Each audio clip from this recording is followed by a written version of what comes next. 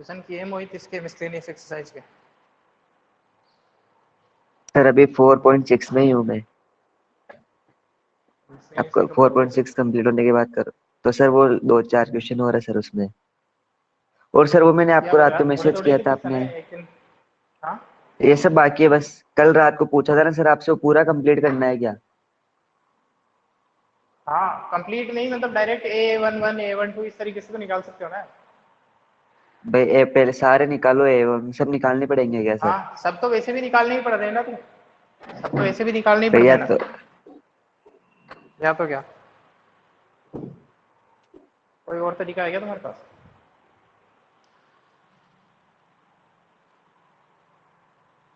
ठीक है ना। Yes sir. क्वेश्चन साथ में क्या करो, ज्यादा क्वेश्चन ही नहीं है, कम से कम 2-3 घंटे तो डेली देते होंगे ना एक सब्जेक्ट को। तो यस सर, इतना तो करना चाहिए। 4.6 में आई। 4.6 में आ गया बस। अब उसके थोड़े क्वेश्चन बाकी है, फिर करूंगा सर मिसलेनियस। बाकी लोग कैसे नहीं आ रहे हैं अभी तक? क्या पता सर।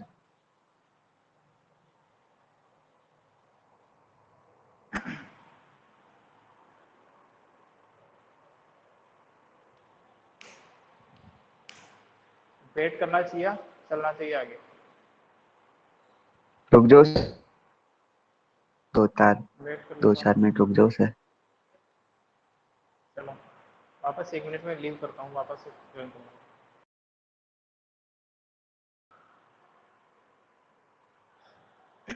चलो देखो करते हैं अपन स्टार्ट।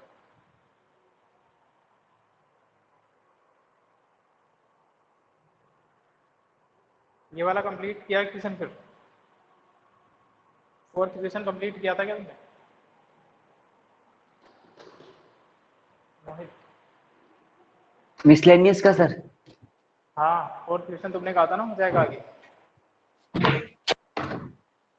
जो क्वेश्चन छूटा हुआ था उसको तो सर कंप्लीट करना देखता चाहिए हूँ। ना। देखता हूँ क्या होगा तो याद होगा।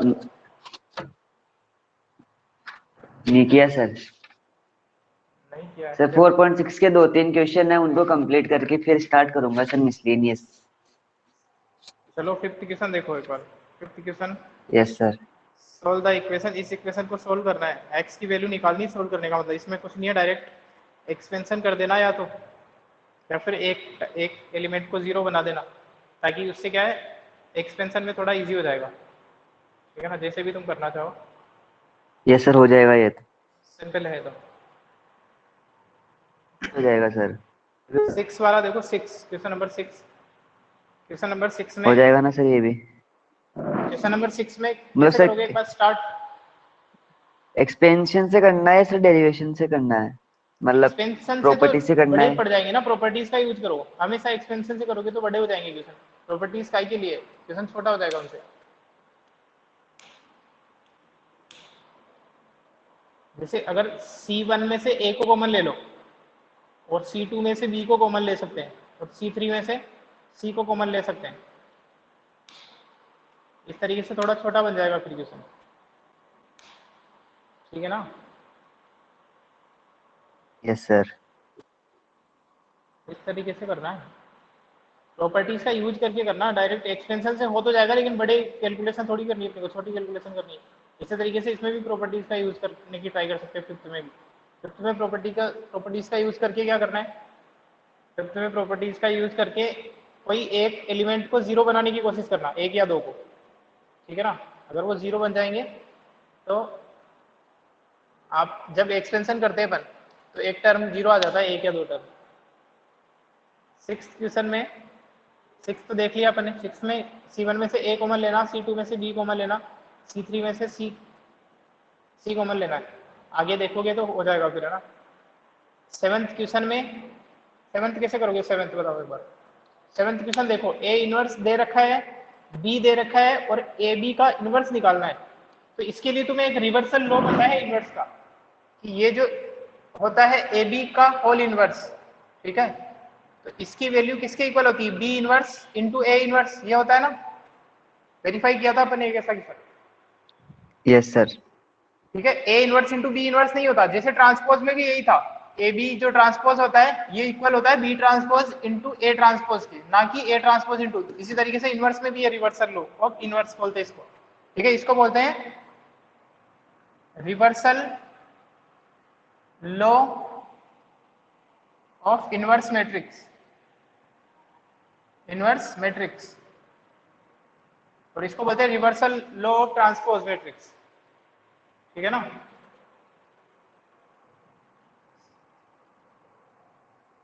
तो अब आप दिमाग लगाओ, जब मेरे को ए बी इनवर्स निकालना है तो बी इनवर्स तो दे रखा है, तो डायरेक्ट ए इनवर्स निकाल लूंगा मैं।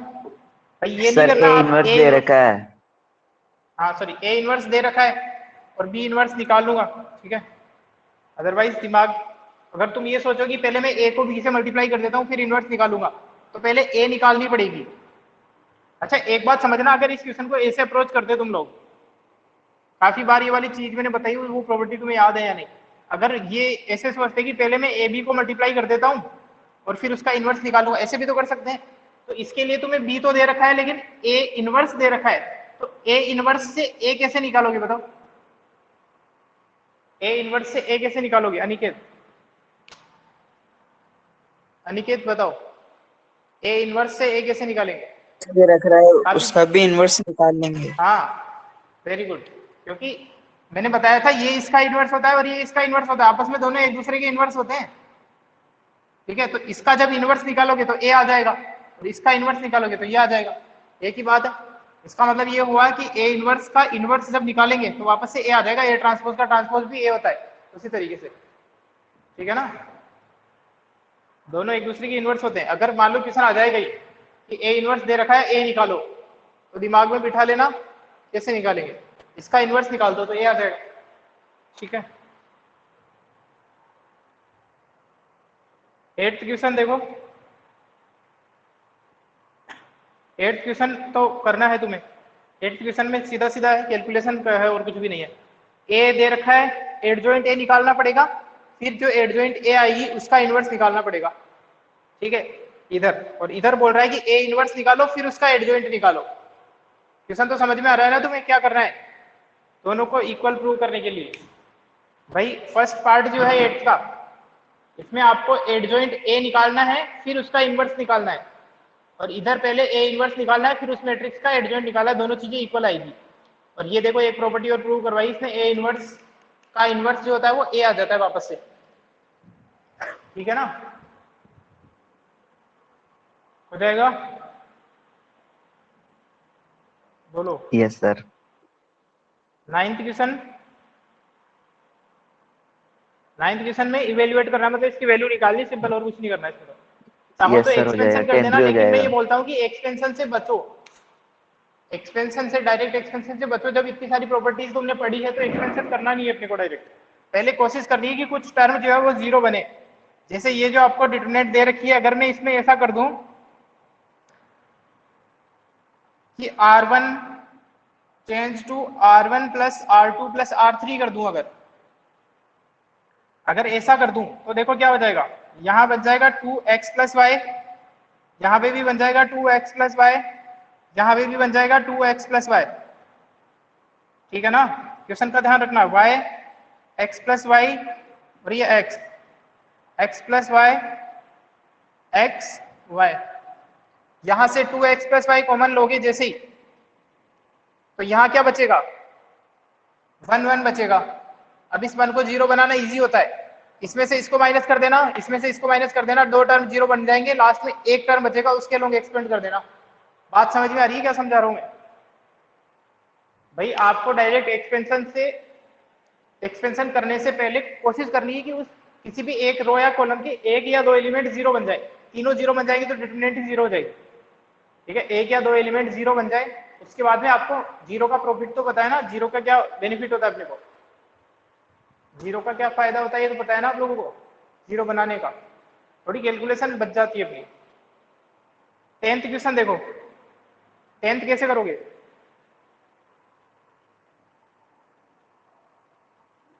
सर ये तो डायरेक्ट माइनस कर देंगे ना, R1 माइनस R2, हाँ, दो को इसमें जीरो भी बना 2 को देंगे 0 फिर बना एक्सपेंड देना कर और फिर देंगे। एक्सपेंशन करना। सिंपल सिंपल क्वेश्चन है, इसमें मिसलेनियस में इतने अच्छे क्वेश्चन है नहीं, लास्ट के 3 4 क्वेश्चन है बढ़िया थोड़े। ये देखो 11th क्वेश्चन, 11th क्वेश्चन कैसे करोगे बताओ? 11th question.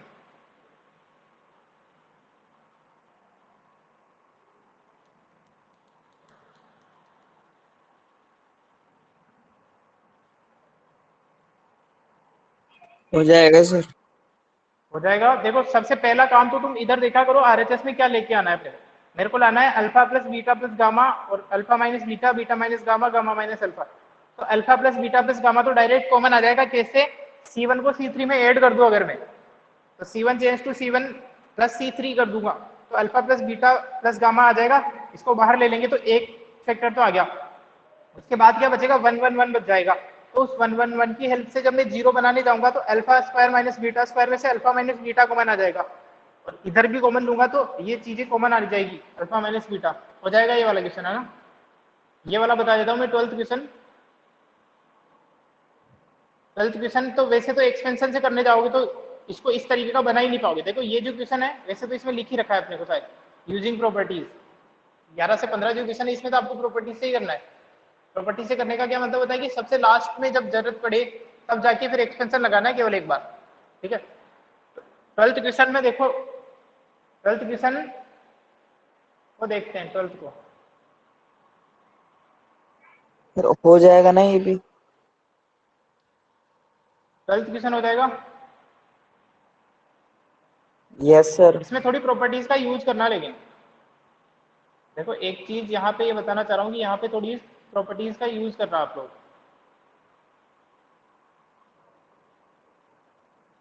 एक प्रॉपर्टी तो ये करनी है, मैं 1 मिनट ये बताना चाहता हूँ थोड़ा क्वेश्चन, आप लोग कर लेना, लेकिन एक बार मैं इसमें थोड़ा एक चीज बताता हूँ छोटी सी। देखो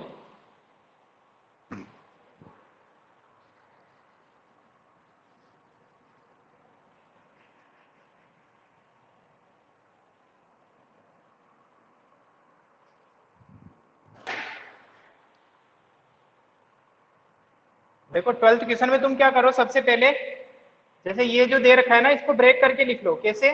इसको लिख सकता हूं मैं x।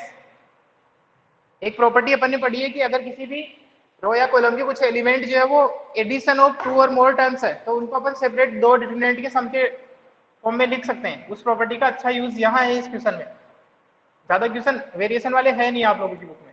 जैसे इसको लिख सकता हूँ x x square 1 y y square 1 z z square 1। इसको लिख सकता हूं plus x x square y y square z z square. यहां पे आ जाएगा P x cube P y cube और पी जेड क्यूब। तो ये दो डिटरमिनेंट के फॉर्म में बन गई। ये वाली लिख सकते हैं अपन, एक प्रॉपर्टी पढ़ी है अपन ऐसी, याद आ रही है सब लोगों को? बोलो।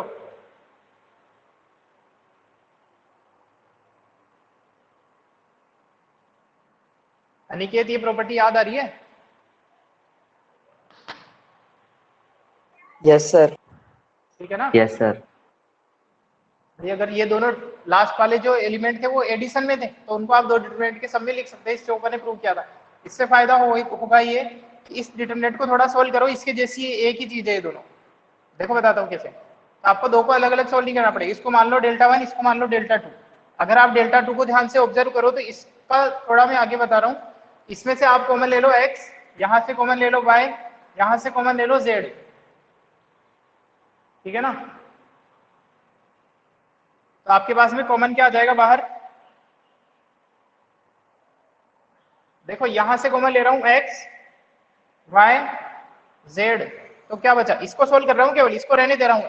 अभी अपन इसको जब आगे आगे सोल्व करेंगे तो ये दोनों एक ही जैसी बन जाएगी। तो आपको एक ही डिटरमिनेंट को सोल्व करना है डायरेक्ट। प्रॉपर्टीज का यूज भी करना है ना फिर इसमें, या इसमें नहीं करना? करना है ना? एक्स वाई जेड कॉमन ले लिया तो यहाँ क्या बचा? 1, यहाँ बचा x, यहाँ क्या बचा? P x square. अच्छा एक बात ये भी समझ में आ रही है कि इसमें से भी p कॉमन ले सकता हूं मैं, C3 में से भी p कॉमन ले सकता हूं ना? बोलो जल्दी से। मोहित, अनिकेत, यशवी, श्रुति, जल्दी से बताओ। कॉमन ले सकते हैं इसमें से? Yes sir. यहाँ से तो x, यहाँ से y, यहाँ से z कॉमन लिया, इसमें से p भी कॉमन ले लिया एक ही स्टेप में, तो यहाँ ये भी गायब हो जाएगा। बचा क्या? 1 y स्क्वायर, यहाँ बचा 1 z स्क्वायर। ये दोनों डिटरमिनेंट एक ही हो जाएगी। कैसे एक होगी? पहले तो तुम करना इसको इससे एक्सचेंज, ठीक है, इसको इससे एक्सचेंज करोगे तो साइन माइनस होगा, फिर बाद में ये 1 यहाँ आएगा तो इसको वापस से यहाँ भेज देना, तो दोनों डिटरमिनेंट एक ही है। देखो ये दोनों डिटरमिनेंट एक जैसी है या नहीं है? बोलो।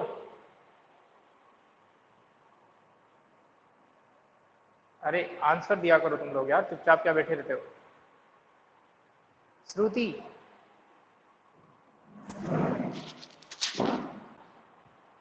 ये दोनों डिटरमिनेंट एक ही दिख रही है तुम्हें? थोड़ा सा अगर अपन एक सर में प्रॉपर्टीज लगाए, ठीक है ना, तो इसका मतलब ये हुआ कि ये जो पूरा टर्म है इसको मैं लिख सकता हूं Δ1 into 1 plus P X Y Z, लिख सकता हूं क्या ऐसा? Δ1 ही तो है ये भी, तो इसमें से ये कॉमन ले लेंगे, दोनों का एड है। तो इसको सोल्व करना है केवल आपको, इस वाले डिटरमिनेंट को, और इस वाले डिटरमिनेंट को सोल्व करने के लिए जीरो बना दो, दो एलिमेंट को डायरेक्ट हो जाएगा। ठीक है, अच्छा क्वेश्चन है, 12th क्वेश्चन अच्छा क्वेश्चन है, प्रॉपर्टीज का यूज करना है इसमें आपको।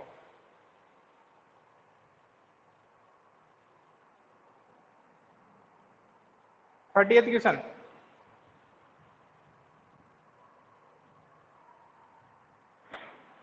थर्टियथ क्वेश्चन के बारे में बताओ।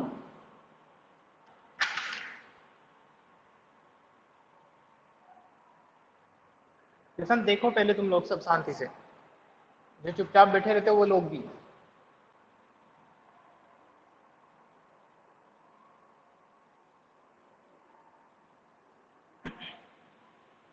थर्टियथ क्वेश्चन में मेरे को ये बता दो कि सबसे पहले क्या ऑपरेशन लगाना चाहते हो तुम, ताकि मेरे को पता चले कि तुम सही मूव कर रहे हो या नहीं कर रहे हो। और सब लोग बताएंगे, चुपचाप मत बैठे रहो। -R3 बताओ। हाँ, -R2 लाना है उसके बारे -R3। में तो सोचो थोड़ा। तो सर R1 R1 3 है, -R2 -R3। R1 -R2 -R3 करना चाह रहे हो? Yes sir. सर देख लो अगर ना, R1 अगर ये करोगे तो ये हो जाएगा 3A plus B minus A plus C minus A, तो ये A तो A हो गया, A plus B plus C, ठीक है, इसमें आ रहा है। आगे आगे इसमें देखो, A plus B minus 3B plus C minus B, यहाँ पे गड़बड़ हो जाएगी ना फिर, या नहीं हो रही है? ठीक है, हो रहा है। ये बन जाएगा माइनस A, लेकिन ये C फिर प्लस का है, और जो B है वो -3B है, यहाँ पे नहीं हो रहा ना, वही यहाँ गड़बड़ हो जाएगी। A plus B plus C को कॉमन नहीं ले पाओगे तुम। और सोचो, और सब लोग लगाओ दिमाग, तुम्हारे सिलेबस में भी है ये, उसके अकेले की थोड़ी है। सर बताओ। पहले C1 plus C2 plus C3 कर लेंगे। हाँ वेरी गुड। सबसे पहले C1 plus C2 plus C3 करोगे ना आप, तो क्या हो जाएगा? A plus B plus C common आ जाएगा। इस तरीके से आपको दिमाग में मूव, फर्स्ट मूव अगर सही आ गया तो बाकी आगे आइडिया लगने लग जाता है। खेल स्टार्टिंग के एक दो मूव का ये जो ऑपरेशन से अपने को करना पड़ता है प्रॉपर्टीज का यूज करते हुए, जितनी प्रैक्टिस करोगे उतना सही से होगा यार। तो यहाँ पे जैसे अगर मैं C1 plus C2 plus C3 करूंगा, तो देखो ये 3A, ये माइनस ए गया तो A बचेगा प्लस B प्लस C, नीचे भी सेम सीन है, यहाँ पे -B 3B है तो B बचेगा, A plus B plus C आ जाएगा। तो आपको करना है C1 change to C1 plus C2 plus C3, इससे A plus B plus C बाहर आ जाएगा। आगे तो कर ले जाओगे, फिर आगे तो 1 1 1 जैसे ही आ गया ना, फिर तो इसमें से इसको माइनस किया, इसमें से इसको माइनस किया, तो 2 0 बन जाएंगे, फिर एक्सपेंशन कर देना। बाकी लोग भी लगाया करो दिमाग, फिर एग्जाम में तुम्हारा कॉपीज में कुछ लिखा नहीं है तुम लोगों ने।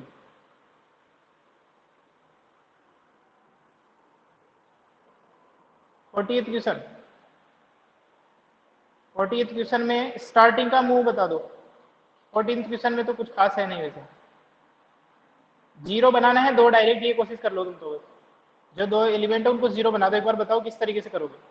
जो 1 2 3 लिखा हुआ है ना, जो 1 2 3 लिखा हुआ है, इनमें से जीरो बनाने का एम कर लो, 2 एलिमेंट जीरो बनाने हैं, बताओ मेरे को, बाकी छोड़ो तुम लोग, है ना। 1, 2 और 3 में से किसी भी 2 को जीरो बनाना है तो क्या मूव करूं,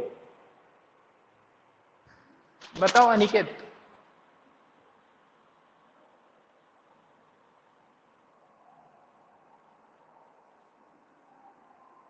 R1 को 3 से मल्टीप्लाई करके R1 को 3 से मल्टीप्लाई करके R3 में से माइनस कर देंगे।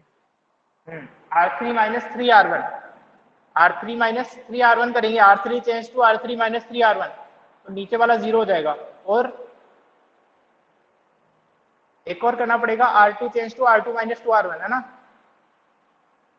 ठीक है ना। ये 2 मूव लगा देंगे अपन यहाँ पे, 2 ऑपरेशन लगाएंगे, R2 change to R2 minus 2R1, ठीक है, इससे ये जीरो हो जाएगा। और R3 change to R3 minus 3R1। अगर आप लोगों को ये लग रहा है कि केवल चुपचाप बैठे रहने से समझ में आ जाएगा, तो कुछ नहीं होगा। तो इससे ये दोनों टर्म जीरो हो जाएंगे, सर उसके बाद इन डायरेक्ट इसके, हाँ बोलो। इन इस वाले से को फर्क थोड़ी ना पड़ता है प्रॉपर्टी से, वो तो सेम ही रहेगी ना। यही तो याद रहने की चीज ये है जो ना तुम्हें, प्रॉपर्टी, ये तो तुम बताओ पड़ता पड़ता है नहीं पड़ता फर्क, मैंने तो बता दिया।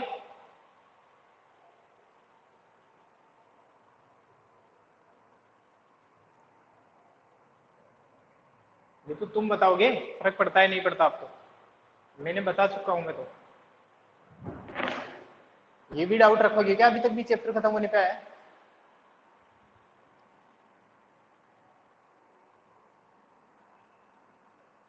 बताओ फिर फर्क पड़ता है नहीं पड़ता। इतनी देर से फिर नो प्रॉपर्टीज लगा सर। रहे हो, ये क्वेश्चन अब कैसे दिमाग में आया तुम्हारे, नहीं पड़ता है ना, इससे प्रॉपर्टी है ये, प्रॉपर्टीज तो यस सर, भूल नहीं नहीं रही है पड़ेगा। जिसको तुम बिल्कुल दिमाग, ऐसी चीजें जिनको हमेशा काम आने वाली है तो इनको रटते रहा करो आप लोग, हर 5-7 दिन के गैप के बाद देखते रहा करो। ऐसा नहीं है बस चैप्टर खत्म हो गया उसको छोड़ ही दिया। साइन कब चेंज होता है डिटरमिनेंट का, जब किसी पर्टिकुलर रो या कॉलम के एलिमेंट को आपस में एक्सचेंज करते हैं इन दोनों को, तो माइनस हो जाता है। अगर रो और कॉलम को चेंज करते हैं मतलब ट्रांसपोज होता है, तो फिर डिटरमिनेंट की वैल्यू पे फर्क नहीं पड़ता है। कहाँ पे पड़ता है कहाँ पे नहीं पड़ता, इस चीज को भी ध्यान रखना जरूरी है। 60th क्वेश्चन हो जाएगा। 50th क्वेश्चन बताता हूँ मैं, अच्छा क्वेश्चन है क्योंकि ट्रिग्नोमेट्री वाला है और कोई है नहीं इसमें खास इशू। अगर आपको ट्रिग्नोमेट्री आती है तो इसमें भी कोई प्रॉब्लम आनी नहीं चाहिए। 50th क्वेश्चन में अभी अगर इसको एक्सपेंड कर दोगे तो डायरेक्ट यहाँ पे भी पता लगने लग जाएगा।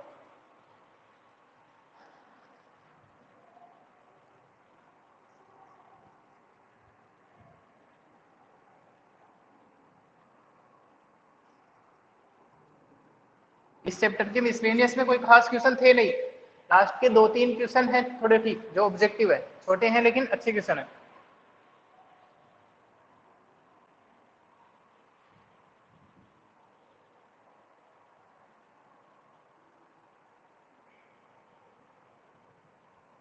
देखो 15th क्वेश्चन, 15th क्वेश्चन में मैं जो लास्ट में दे रखा है इसको एक्सपेंड कर रहा हूँ, बाकी आप लोगों को दिमाग लगाना है आगे। इसको आपको प्रूव करना है कि ये जीरो है, ठीक है ना। तो ये है साइन अल्फा, ये है कोस अल्फा, ये है कोस अल्फा प्लस डेल्टा। इसको एक्सपेंड करके लिख रहा हूँ direct. Cos alpha plus delta का क्या होता है, कोस ए प्लस बी का फॉर्मूला लिखा है मैंने फॉर्मूले, बताओ। cos से cos b minus sin a sin b। Minus आता है यहाँ पे ना, कोस ए कोस बी यानी कि cos alpha cos delta minus sine A sine B, that is sine delta, ठीक है। इसी तरीके से ये है साइन बीटा, ये है कोस बीटा, यहां हो जाएगा वापस से cos A cos B minus sine A sine B, last sine gamma cos gamma, यहाँ पर वापस कोस ए प्लस बी का फॉर्मूला लगेगा, cos gamma cos delta minus sine gamma sine delta. इसकी वैल्यू जीरो लेके आनी है, अब बताओ क्या करना है, अब आप लोग बताओगे। अब कुछ नहीं है इस क्वेश्चन में, अगर ये फॉर्मूला आपको पता है तो थोड़ा दिमाग लगाओ। जीरो लेके आनी है। जीरो कब आ जाता है? जब जब दो रो या कॉलम आइडेंटिकल होता है, ठीक है, तब जीरो आती है। तो डायरेक्ट जीरो जब लाना होता है ना, मैंने आपको पहले भी अच्छे से बताया, किसी भी डिटरमिनेंट की वैल्यू जीरो प्रूव करनी है तो आपको एक्सपेंशन की जरूरत पड़ेगी नहीं, प्रॉपर्टी से ही आ जाएगा। अगर जीरो के अलावा कुछ और आती है तो आपको लास्ट में एक्सपेंशन करना ही पड़ेगा हमेशा, एक स्टेप। तो इसमें आपको कहीं पे भी एक्सपेंशन की जरूरत नहीं पड़ेगी, प्रॉपर्टी से होगा पूरा काम। सर अलग अलग लिख बताओ। लेंगे पहले इनको। इनको अलग अलग लिखेंगे, फिर क्या करेंगे? कोस डेल्टा कॉमन ले लेंगे। कोस डेल्टा कॉमन आ जाएगा, हाँ। फिर दो कॉलम आइडेंटिकल हो गई तो जीरो हो गई उसकी वैल्यू, और इसमें से भी साइन डेल्टा कॉमन ले लेंगे। ठीक है, सही है। देखो अगर मैं इसको ऐसे लिख दूं, sine alpha, sign beta, sign gamma, करोगे तभी आइडिया लगेगा, ठीक है ना। कोस बीटा, कोस गामा, इसको अगर अपन अलग लिख दें तो ये है कोस alpha, cos delta, cos beta, कोस डेल्टा, कोस gamma, cos delta, minus sine alpha, cos alpha, sign beta, cos beta, sign gamma, cos gamma, last बचा है अपने पास में sine alpha, sine delta, sign beta, sine delta, sign gamma, sine delta. अब होगा क्या, इसमें से तो cos अल्फा कॉमन आ जाएगा, और जैसे ही ये cos अल्फा कॉमन आएगा तो cos alpha cos beta cos gamma, cos alpha cos beta cos gamma, दो कॉलम आइडेंटिकल है तो ये पूरी डिटरमिनेंट जीरो हो जाएगी। इसी तरीके से यहाँ पे अगर साइन डेल्टा कॉमन ले लोगे तो ये कॉमन आ जाएगा, और ये जैसे ही कॉमन आएगा तो sine alpha, sign beta, sign gamma, ये दो कॉलम आइडेंटिकल, तो ये भी डिटरमिनेंट जीरो हो जाएगी, ठीक है ना। तो पूरी ओवरऑल वैल्यू कितनी आ जाएगी? जीरो आ जाएगी। अगर आपको आइडिया ही नहीं है कि इसको अपने को एक्सपेंड करना है या डायरेक्ट एक्सपेंशन करने बैठ जाओगे बिना फॉर्मूला लगाए, तो फिर तो फंसते रहोगे क्वेश्चन में। और वैसे भी अपने को एक्सपेंशन करना ही नहीं, प्रॉपर्टीज का यूज करते हुए बोला इसने, ठीक है ना। तो 15th क्वेश्चन था ये वाला। 16th क्वेश्चन के बारे में बताओ, आइडिया कैसे करोगे? ऐसे क्वेश्चन आप लोगों ने 9th क्लास में भी करे हैं। मतलब ये नहीं बोल रहा कि मैट्रिक्स मेथड से करें, आप लोगों ने ऐसे क्वेश्चन किए थे एलिमिनेशन वगैरह से, ऐसे क्वेश्चन आ जाते हैं। अगर मान लो,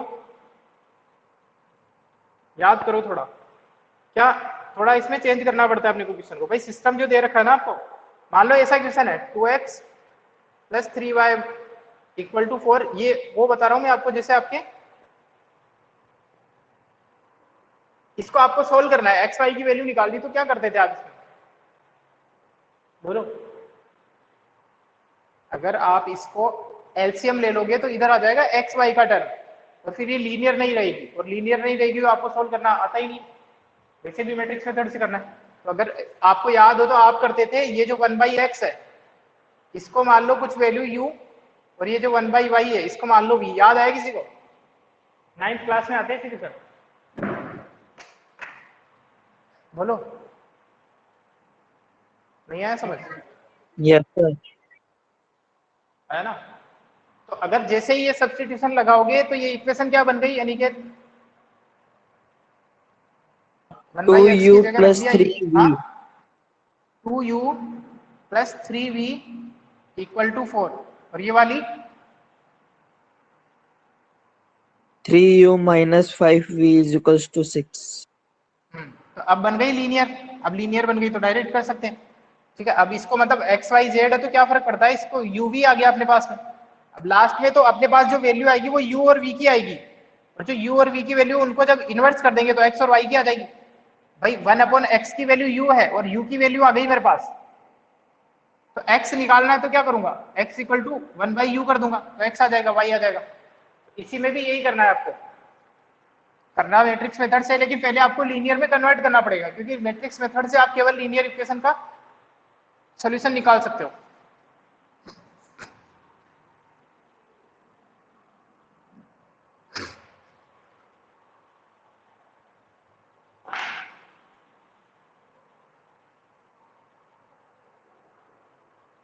देखो 60th क्वेश्चन में मैं डायरेक्ट सब्स्टिट्यूशन बता रहा हूं। लेट 1/x को मान लो u, या फिर u v w मान लेंगे, है ना, u 1/y को मान लेंगे v और 1/z को मान लेंगे w। तो आपका सिस्टम क्या बन गया बताओ, इक्वेशन बताओ जल्दी से। फर्स्ट इक्वेशन क्या बनेगी यानी कि 2u plus 3v plus 10w। 3v plus 10w equal to 4, equation 1।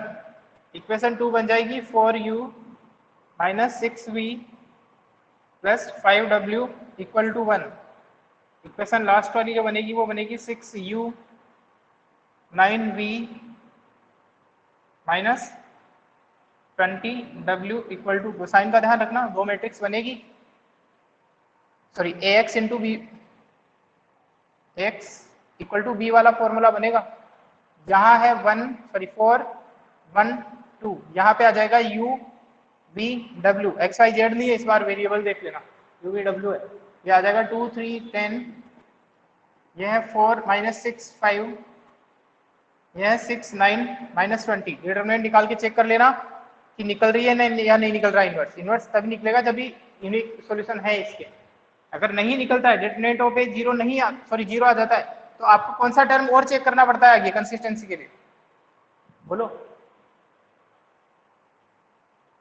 अगर सिंगुलर मैट्रिक्स आ जाती है ए, तब क्या चेक करना पड़ता है, कल बताया था, एडजॉइंट ए इंटू बी निकालना पड़ेगा। अगर ये नॉन जीरो आ जाएगा तो नो सॉल्यूशन, अगर ये जीरो आ जाएगा तो फिर अपन डिसाइड नहीं कर पाएंगे कि कंसिस्टेंट है या इनकंसिस्टेंट है। इनफाइनाइट सॉल्यूशन भी हो सकते हैं और नो सॉल्यूशन भी हो सकता है, ठीक है। इससे हो जाएगा 16th में कुछ भी नहीं था।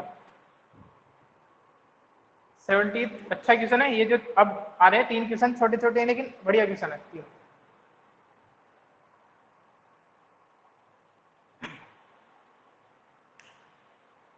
तो इसका स्क्रीनशॉट लेने की मेरे को नहीं लगता जरूरत होगी।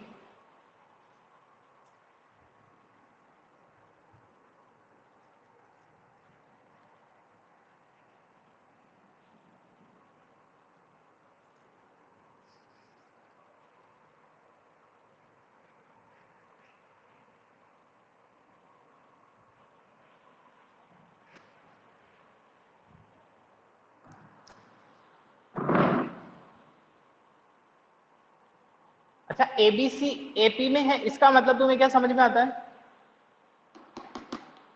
एपी का मतलब तो पता ही होगा, मोहित, अनिकेत, श्रुति, क्या मतलब होता है एपी? एपी में है, इसका क्या मतलब? एबीसी एपी में है तो क्या रिलेशन है इनके बीच में, जल्दी से बताओ।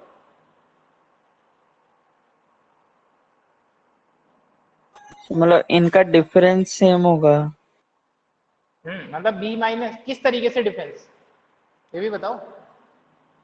A minus B equal to B minus C, या कुछ और? हाँ सर यही। अरे एबीसी एपी में है, मतलब इसी ऑर्डर में एपी में है, ये ए ये बी ये सी, तो इनका कॉमन डिफरेंस जो है वो सेम होता है। इसका मतलब इसमें से इसको माइनस करना है, इसमें से इसको माइनस करना है, वो सेम है ना। इसका मतलब ये हो गया कि बी माइनस ए इक्वल है सी माइनस बी के, यही मतलब होता है,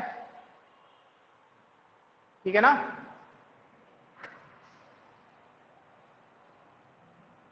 since ABC are in AP therefore B minus A equal to C minus B, बस यही है इस क्वेश्चन का जो मेन है। बाकी तो क्वेश्चन इजी है। बाकी आपको क्या करना है, क्या बताना है इस क्वेश्चन में? सबसे पहले तो इसकी वैल्यू कितनी होगी ये बतानी है इस डिटरमिनेंट की, ठीक है ना। देखो डिटरमिनेंट में कुछ नहीं बचा, इसमें कर दो भाई, ऐसा कुछ लाना है मेरे को ताकि ये दोनों को इक्वल बता सकूं मैं। और जीरो की बात अगर अपन कोशिश करते हैं कि जीरो आ सकता है क्या, सबसे पहले अपना मैंने पहले ही बताया था, फोकस ये रखो कि जीरो आ सकता है क्या। जीरो कब आता है, जब रो और कॉलम जो है वो आइडेंटिकल बने, अगर नहीं भी आता है तो कुछ और देखेंगे।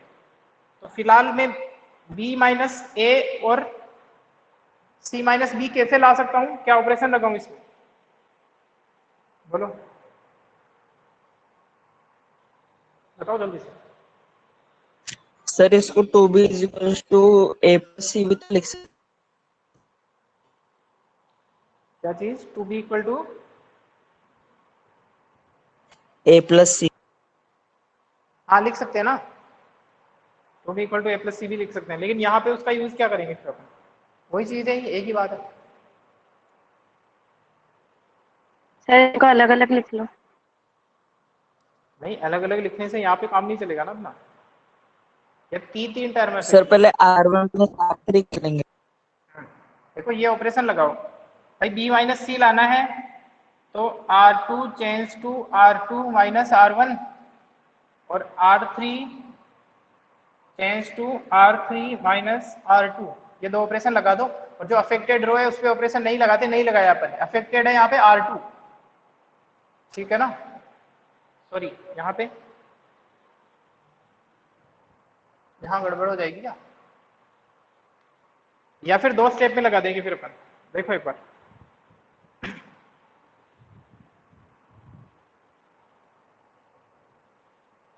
दो स्टेप में लगा देना, कोई प्रॉब्लम नहीं है ना, करना यही पड़ेगा अपने को।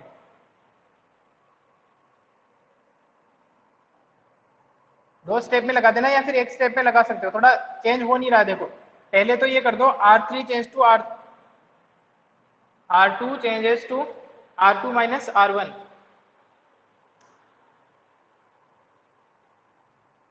कैसे होगा बताओ। मेरे को B माइनस ए और C माइनस बी लेके आना है,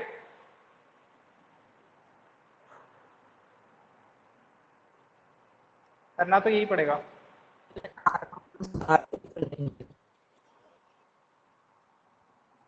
करना तो यही पड़ेगा।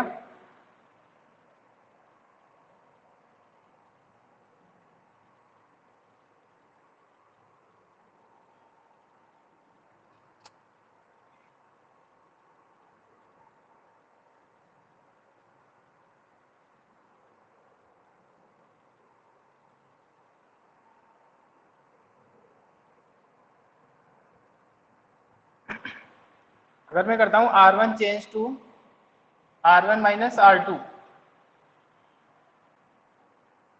और R2 चेंजेस टू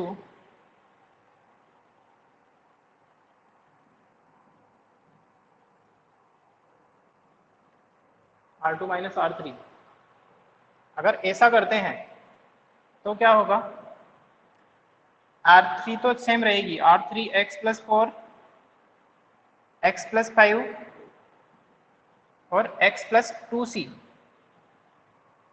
ये तो सेम है।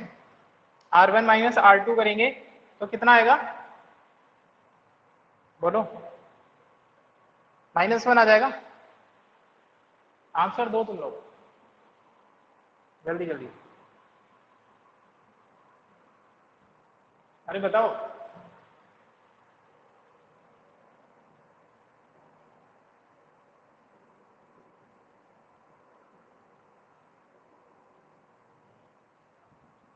बताओ अनिकेत, मोहित, टाइम वेस्ट मत करो यार, जल्दी से बताओ। मोहित क्या आएगा यहाँ पे, आवाज आ रही है क्या मेरी, यस सर। बताओ।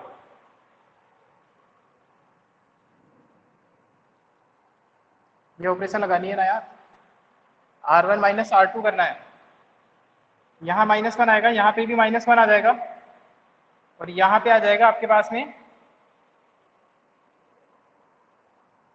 a minus 2a B, minus 2b। हाँ ठीक तो है ना, ये हो ये आ गया। जाएगा। और यहाँ पे जब लगाओगे तो यहाँ पे आ जाएगा -1 तो यहाँ पे आ जाएगा 2 b माइनस सी, हो गया है तो क्वेश्चन ही खत्म। a माइनस बी और b माइनस सी तो सेम है।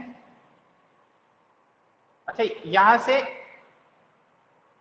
यहाँ से माइनस लेके सेम बना सकता हूँ इन दोनों को, है ना। इसको अगर मैं माइनस कॉमन ले लूँ यहाँ से अगली स्टेप में, -1 यहाँ से माइनस कॉमन ले लूँ तो ये बन जाएगा b माइनस ए।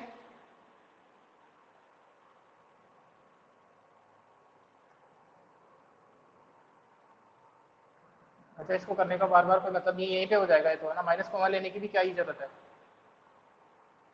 ये बन जाएगा c माइनस बी। माइनस कॉमन लेने की जरूरत भी नहीं है वैसे तो, दोनों आइडेंटिकल दिख ही रही है। अब पता नहीं आप लोगों को दिख रही या नहीं दिख रही। ये दोनों रो आइडेंटिकल है, R1 और R2, देखो एक बार, R1 और R2 आइडेंटिकल है। Yes sir. कारण क्या है इसका, क्योंकि कहाँ गया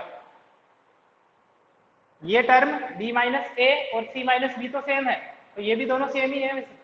ये दोनों सेम है तो R1 और R2 सेम है, आइडेंटिकल है। लिख देना इसकी जगह a माइनस बी लिख सकते हैं, पर b माइनस सी की जगह a माइनस बी लिख सकते हैं, तो दोनों रो जो है R1 R2 आइडेंटिकल आ जाएगी, और दो रो आइडेंटिकल है तो डिटरमिनेंट की वैल्यू 0 आ जाएगी, सिंपल। ठीक है, बस थोड़ा सा ये वाला ये फंडा अपने को यूज करना था। 80th क्वेश्चन, 18 तो कुछ नहीं है इसमें, 18 में आपको करना है कैलकुलेशन, ठीक है ना। लास्ट 19th क्वेश्चन,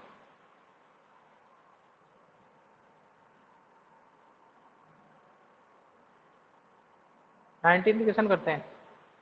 इसके लिए एक्सरसाइज खत्म हो गई, इसके साथ चैप्टर 4 भी खत्म हो गया आपका। सर ये आइडेंटिकल कैसे हुई? हाँ देखो ना, ये सेम है, इसकी जगह भी लिख सकता हूँ मैं b माइनस ए, लिख सकता हूँ ना c माइनस बी की जगह b माइनस ए, यहाँ से बोलो निकेत। Yes sir. तो इसके सारे एलिमेंट के सेम है ना, करस्पॉन्डिंग एलिमेंट। ये भी है -1 -2 एंड दिस, ये भी है माइनस, मतलब सारे एलिमेंट सेम नहीं होने चाहिए भाई। ये वाली रो 1 2 3 है तो ये भी 1 2 3 होनी चाहिए, ये है मतलब मेरा। तो यहाँ पे हो रहा है ना, ये 1 2 3 है तो ये भी 1 2 3 है। Yes sir. आगे बढ़, ठीक है ना। इसमें होता क्या है, जैसे इसको इसमें से माइनस करोगे तो 0 आ जाएंगे, एक के सभी एलिमेंट, इसके कारण 0 होती है। प्रॉपर्टी भी देखिए। 18th क्वेश्चन आपको करना है कैलकुलेटिव है, छोटा सा। 19th क्वेश्चन देखते हैं।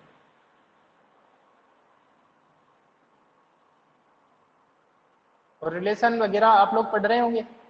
अगर तुम एक ही एक्सरसाइज की क्वेश्चन कर नहीं पा रहे हो तो बाकी लोग रिवीजन कहाँ कर रहे हो। आप लोगों को रिलेशन और फंक्शन पढ़ने हैं, नहीं पढ़े हैं तो अब पढ़ लेना, कल से चैप्टर स्टार्ट हो जाएगा, फर्स्ट चैप्टर।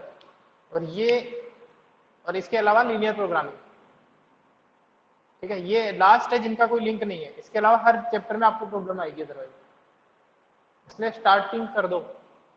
चाहे तो आप यूट्यूब पे देखो, यूट्यूब पे कई सारे वीडियोस मिल जाएंगे जहाँ पे आपको 1 डेढ़ घंटे के अंदर पूरा चैप्टर एक्सप्लेन किया गया है, ठीक है ना। और अदरवाइज 11th क्लास का जो लिंक है अगर आप बोलो तो वो मैं आपको सेंड कर देता हूँ, आपको रिवाइज करने पड़ेंगे फिर रिलेशन और फंक्शन दोनों के।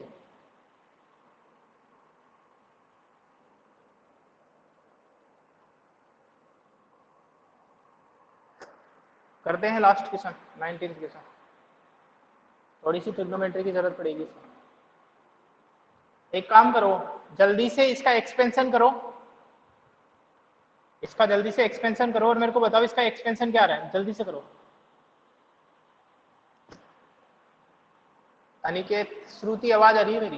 सर एक्सपेंशन तो 2 + 2 sin स्क्वायर थीटा आ रहा है। कर दिया तुमने? हाँ सर, वो पहले ट्राई करा हुआ था।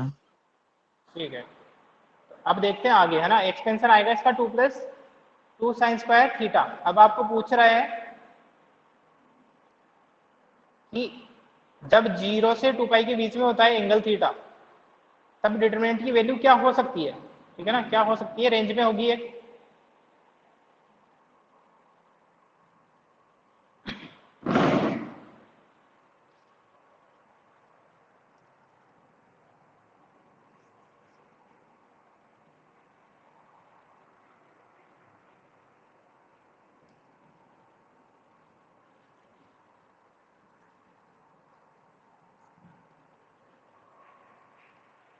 19 में जब आप लोग एक्सपेंशन करोगे तो आपके पास एक्सपेंशन आएगा 2 + 2 sin स्क्वायर,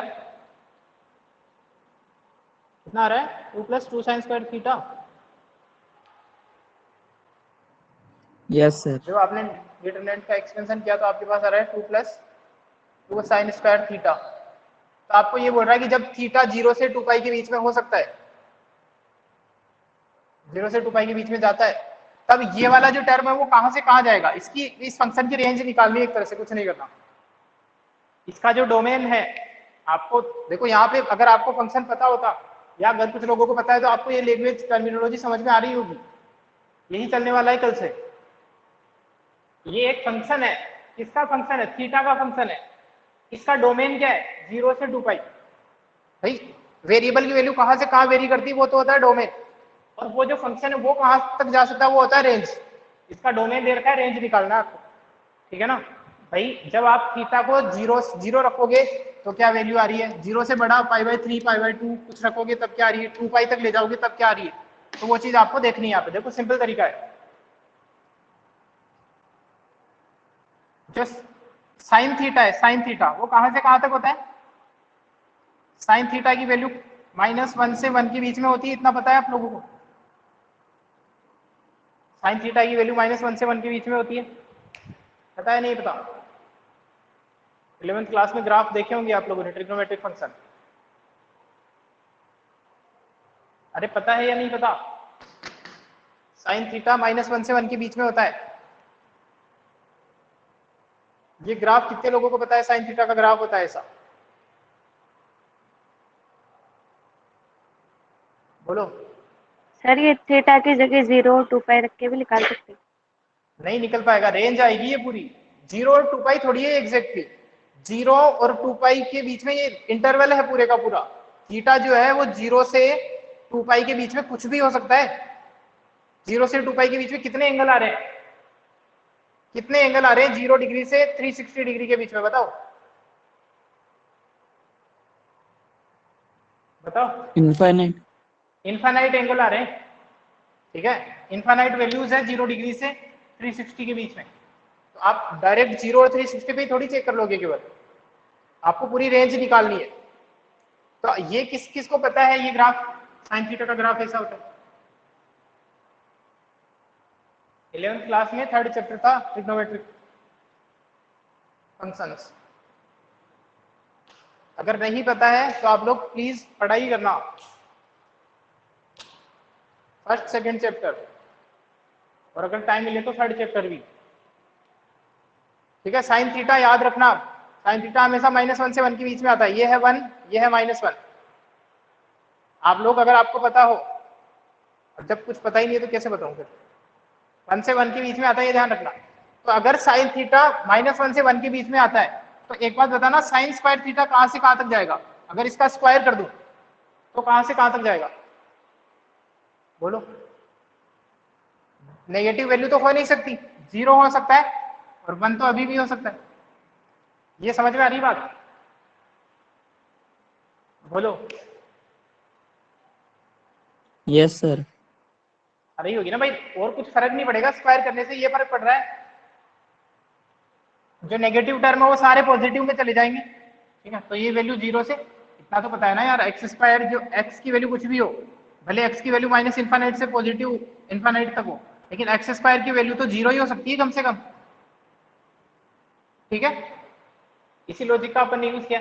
जब साइन थीटा 1 ही हो सकता है तो इनफाइनाइट को साइन स्क्वायर थीटा भी नहीं हो सकता ना भाई। ज्यादा से ज्यादा वैल्यू 1 है तो इस 1 का स्क्वायर करोगे तो 1 ही मिलेगा, और इससे कम तो कितना भी ले लो 0.9, इसका भी स्क्वायर करोगे तो इससे तो कम ही मिलने वाली चीज है।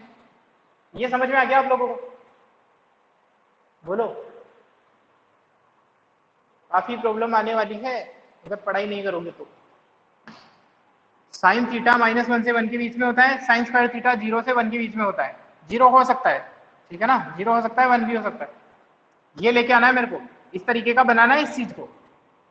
कब बात कर रहा हूं, जब 0 से 2 पाई है तब। तो इसके जैसा बनाने के लिए पूरी जो इनइक्वेशन है इसको 2 से मल्टीप्लाई कर देता हूं मैं। इसको 2 से मल्टीप्लाई करूंगा तो 0 रहेगा, इसको 2 से मल्टीप्लाई करूंगा तो 2 साइन स्क्वायर थीटा, इसको 2 से मल्टीप्लाई करूंगा तो 2 रहेगा। याद रखना इन इक्वेशन का साइन चेंज नहीं होता जब तक आप माइनस से मल्टीप्लाई नहीं करते हो, ठीक है। तो इन इक्वेशन का साइन यही रहेगा। इतना तो आ गया, अब इतना और बनाना है तो 2 ऐड कर दो, तो 2 ऐड कर दिया तो ये हो गया 2, ये बन गया 2 + 2 sin स्क्वायर थीटा, ये बन जाएगा 2 + 2 दैट इज इक्वल टू 4।